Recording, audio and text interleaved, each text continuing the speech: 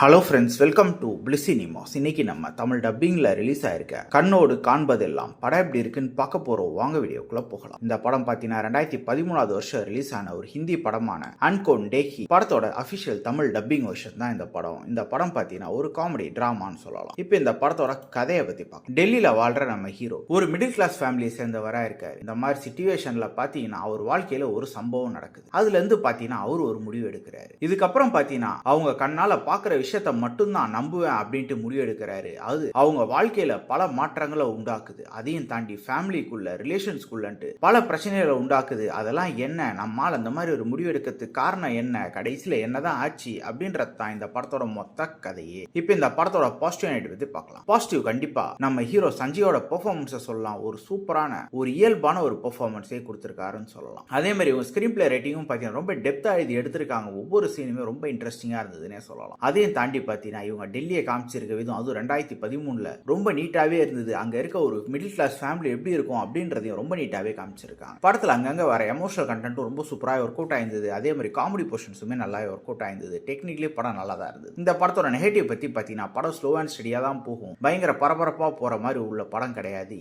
அதே மாதிரி கிளைமேக்ஸ் பொறுத்தளவு பார்த்தீங்கன்னா எனக்கு பெருசா ஒர்க் அவுட் ஆன மாதிரி கிடையாது. ஆனா அதே மாதிரி எல்லாருக்கும் அப்படிதான் இருக்குமா அப்படின்றது மிகப்பெரிய கேள்விக்குறி தான். அதையும் தாண்டி படத்துல வர பாடல்கள்லாம் பயங்கர கிரிஞ்சா இருக்க மாதிரி தான் இருந்தது. பெருசா ஒர்க் அவுட் ஆகவே இல்லை, செட் ஆகவே இல்லை படத்துக்குன்னு சொல்லலாம். மொத்தத்தில் என்கிட்ட கேட்டீங்கன்னா கண்டிப்பா இந்த படம் ஒரு இன்ட்ரெஸ்டிங்கான படம் தான். ட்ரை பண்ணி பாருங்க. இந்த படத்துக்கு நம்மளோட ரேட்டிங் கேட்டீங்கன்னா 10க்கு 7 மார்க் கொடுக்கலாம். இன்னொரு வீடியோல சந்திக்கலாம். தேங்க்யூ.